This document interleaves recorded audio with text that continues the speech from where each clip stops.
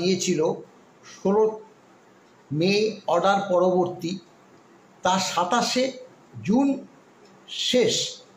সেই দিনই সরকার ডিএটা না দিয়ে একটা এমএ অ্যাপ্লিকেশন সর্বোচ্চ আদালতে দাখিল করেছে। এটা আমরা সকলেই জানি যে যে দিনটি শেষ হয়েছে তার পরের দিনও না।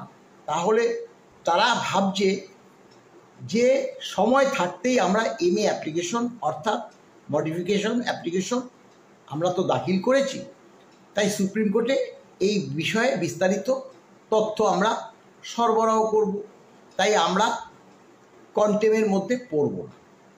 আর আমরা কি করেছি, আমরা 26 তারিখ অর্থাৎ আমাদের আইনজীবী ফিরদৌস শামীম 26 তারিখ রাত 12টার পরে মাননীয় মুখ্য সচিব এবং মাননীয় অর্থ সচিবকে বাই নেমে স্মরণ করিয়ে দিয়েছে যে আগামীকাল অর্থাৎ 27 তারিখ যে ডেডলাইনটা দেওয়া আছে সেটা কিন্তু শেষ হয়ে যাচ্ছে।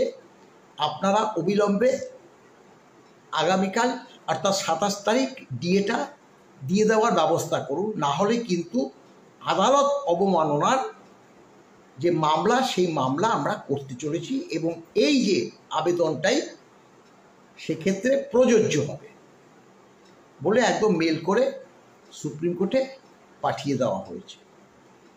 এখন সরকার সেটা দাখিল করেছে সুপ্রিম কোর্টের যে প্রধান বিচারপতির বেঞ্চে।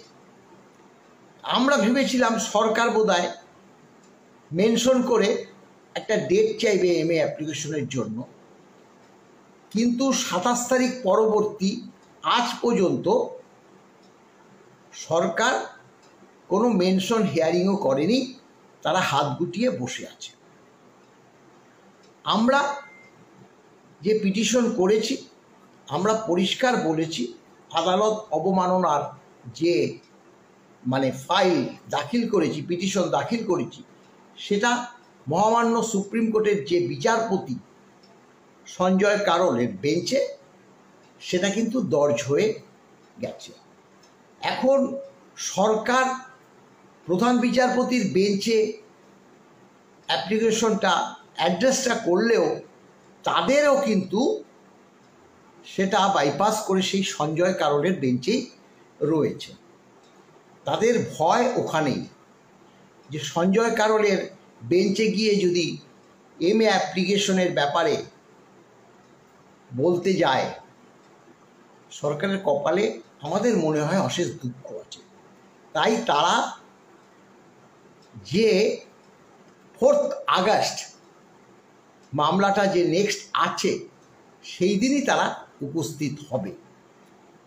আমরা 14ই জুলাই যে সুপ্রিম কোর্ট খুলছে সেখানে আমাদের আইনজীবীরা বলেছে যে আমরা মেনশন করে ডেটটা এই যে 4 আগস্ট আর এই যে জুলাই মাসে মাঝামাঝি খুলছে তার মধ্যে চেষ্টা করব কন্টেম্প পিটিশনটা হিয়ারিং করানোর জন্য। সেটা অবশ্য দেখুন সুপ্রিম কোর্টের উপর নির্ভর করছে, সেটা আমরা বললেই বা আমাদের আইনজীবীরা বললেই যে ডেট পাওয়া যাবে তা তো না। তবে এটা বাস্তব সত্য যেটা 4 আগস্ট মামলাটা সুপ্রিম কোর্টে উঠতে যাচ্ছে।